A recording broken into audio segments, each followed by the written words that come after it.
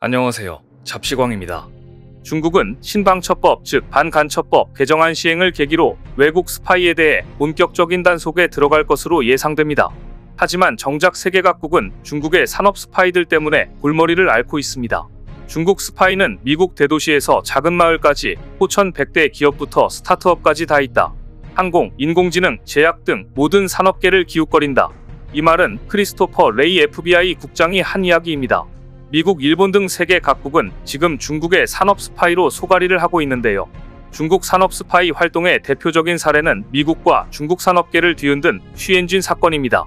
미국 CNBC 다큐멘터리 중국의 산업 스파이 전쟁에 따르면 중국 국가안전부 소속요원이던 쉬엔쥔은 2013년부터 장수성 과학기술 증진협회 관계자 등으로 위장해 미국 항공우주기업 직원들과 접촉했습니다.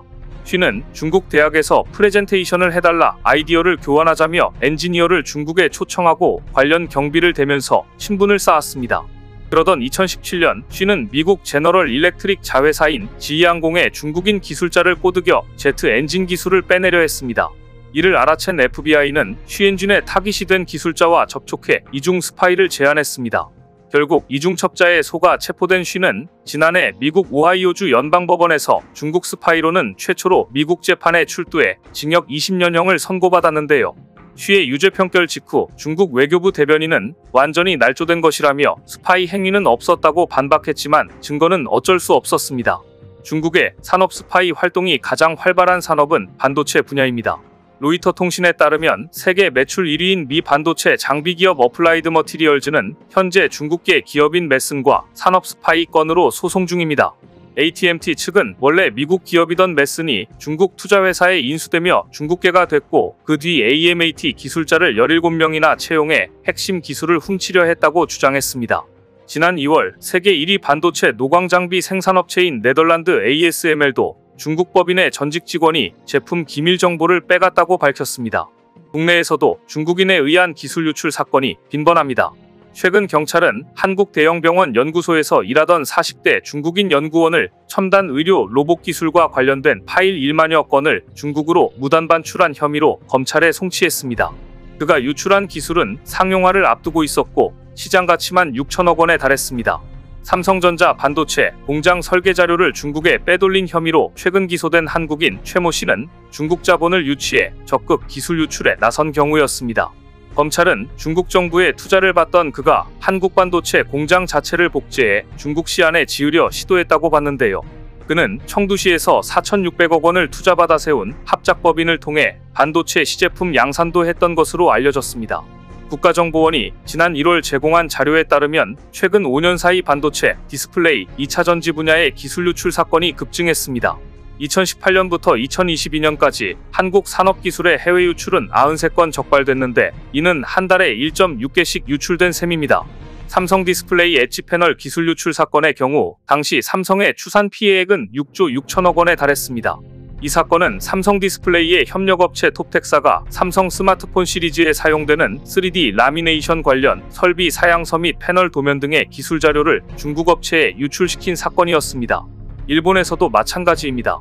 국립산업기술종합연구소에서 일하던 중국인 취한홍다오가 불소와 암물 합성기술 등을 중국에 빼돌린 혐의로 최근 체포됐습니다.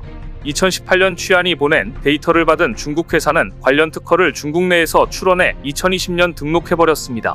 지지통신은 일본 산업계가 특허를 낼 기회를 빼앗긴 셈이라고 보도했습니다. 취한은 혐의를 전면 부인했지만 일본 수사당국은 그가 중국 정부 지원으로 스파이 활동을 했다고 보고 있습니다. 아사히 신문에 따르면 취한은 중국인 민해방군 무기 기술 등을 연구하는 국방 7교 중 하나인 베이징 이공대학 교수로 일했는데 중국 전국과기대회에서 표창을 받은 뒤 시진핑 주석과 악수하는 사진이 홈페이지에 올라오기도 했다고 전했습니다. 일본 매체에 따르면 중국 스파이는 학자 연구원 등 최신 데이터를 가졌을 만한 다양한 정보원을 노립니다. 이들은 정보원에 처음 접근할 때 온라인 구인 구직 사이트 등에서 당신 논문 읽어봤는데 잘 썼다. 아이템이 좋은데 같이 일할 생각 있냐는 메시지를 보내 경계심을 푼다고 하는데요. 그 뒤 식사, 접대 등으로 친분을 쌓으며 정보를 확보한다고 합니다. 각국 정부는 중국 관련 스파이 활동을 막기 위한 대책에 구심하고 있습니다. 미국에서는 40년 이상 된 미중 과학기술협정을 오는 8월 종료할지 여부를 두고 논쟁이 붙었습니다. 5년마다 갱신되는 미중과학기술협정은 그간 기초과학, 농업 등에서 양국 인적 물적 교류의 장이었지만 중국이 이를 악용해 미국의 과학적 상업적 성과를 가로챈다는 비판을 받았습니다. 지난 27일 마이크 갤러거 미 하원 중국위원회 위원장 등은 토니 블링컨 국무장관의 서한을 보내 중국의 기술을 이전함으로써 스스로를 파괴하는 데 기름을 붓는 행위를 멈춰야 한다면서 협정을 연장하지 말라고 촉구했습니다. 마이크로소프트는 아예 중국에 개설한 AI 연구소의 연구 인력을 캐나다로 옮기고 있고 네덜란드 교육당국은 반도체 등 첨단 기술 분야를 공부하러 오는 중국인 유학생들을 대상으로 신원조사를 추진하고 있을 정도로 각국은 지금 중국 스파이들을 차단하려고 고심 중입니다. 하지만 최근에도 구글에서 근무하며 인공지능 기술을 중국 회사에 몰래 넘긴 중국인 엔지니어가 미국에서 체포돼 파문이 일었습니다. 미 법무부는 리네이딩 전 구글 소프트웨어 엔지니어를 구글의 AI 기술 절도 혐의로 기소했습니다. 2019년부터 구글 슈퍼컴퓨팅 데이터 센터에 근무한 리네이딩은 2년 전부터 자신의 구글 클라우드 계정으로 각종 기밀 정보를 빼돌렸는데 그가 중국으로 유출한 기밀 문서만 500개 이상이었습니다. 더구나 딩이 빼돌린 기술은 대규모 AI 모델을 훈련시킬 수 있는 하드웨어 인프라와 소프트웨어 플랫폼 관련 정보인 것으로 알려져 충격을 줬는데요. 미 검찰은 그가 기술을 빼돌린 지 한 달 만에 중국 기술 회사의 최고 기술 책임자 자리를 제안받았고 중국으로 건너가 투자를 받으려 했다고 밝혔습니다. 그런데 충격적이게도 중국의 스파이 활동은 꼭 사람에 의해서만 이루어지는 게 아니었습니다. 작년 초 미국 행정부의 고위당국자는 중국산 크레인이 스파이 활동의 도구로 활용되려가 있다며 미국 항만에 설치된 중국산 크레인 등을 사이버 공격으로부터 보호하기 위한 조치를 취하겠다고 밝혔습니다. 그러면서 미국의 크레인 생산 기반을 중국산에서 미국산으로 교체하기 위해 5년간 200억 달러 약 26조 7천억 원을 투자한다고 발표했습니다. 미국 항만에는 현재 200개가 넘는 중국제 크레인이 있으며 중국산이 80%입니다. 이것은 모두 교체하는 데만도 26조 7천억 원이나 든다는 말인데요. 미국이 중국산 항만 크레인을 사이버 위협으로 지목하자 세계는 반신반의했고 중국은 즉시 미국이 힘을 남용해 중국 기업을 탄압하고 있다고 강하게 반발했습니다. 마오닝 중국 외교부 대변인은 소위 중국이 항만 크레인 데이터를 원거리 통제한다는 것은 완전히 황당무계한 말이라며 중국은 미국이 국가 안보 개념을 일반화하는 것에 단호히 반대한다고 노발대발했습니다. 중국 인민일보 계열 영문 매체 글로벌타임스 역시 옥수수 공장과 마늘을 위협이라고 하더니 이제는 크레인이 국가안보와 관련한 미국의 최근 억측의 표적이 됐다. 미국 엘리트들은 중국 위협론으로 인식될 수 있는 모든 것에 집착하는 것 같다고 꼬집었습니다.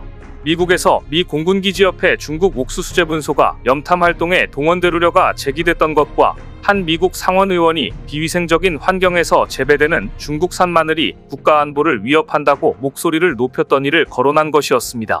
당시 중국 매체들은 대부분 이 정책이 미국 정치인이 상상 속의 중국 위협론을 통해 자신의 정치적 의제를 밀어붙이기 위해 쓰는 통상적 전략에 불과하다고 조롱했습니다. 하지만 미국의 제기한 의혹은 사실이었습니다. 중국산 크레인에서 무선 모뎀 등 통신 장비가 대거 발견된 겁니다. 월스트리트 저널은 미국 정부가 중국에 대한 방천 및 사이버 위협 대응 차원에서 주목하고 있는 미국 항군의 중국제 크레인에서 통신 장비들이 발견됐다고 보도했습니다. 신문은 이 문제를 조사한 의회 관계자들과 관련 보고서를 인용해 중국 국영기업 상하이 진화중공업이 제조한 크레인들에서 발주처가 요구하지 않은 무선 모뎀 등 통신 장비들이 장착돼 있었다고 전했습니다. 이런 통신 장비들은 미국 각지의 항구에서 발견됐는데 특히 이들 통신 장비는 크레인의 일반적인 작동을 지원하는 장비로 보이지 않아 국가안보에 잠재적 위험 요인이 될 수 있다고 지적했습니다. 무려 10여 개 이상의 무선 모뎀이 장착된 크레인도 있었습니다. 또한 그중 일부는 크레인을 작동하는 부품과 직접 연결돼 있었다고 합니다. 크레인의 원격 작동을 감시하고 유지보수 상황을 추적하기 위해 크레인에 모뎀을 설치하는 것이 드문 일은 아닙니다.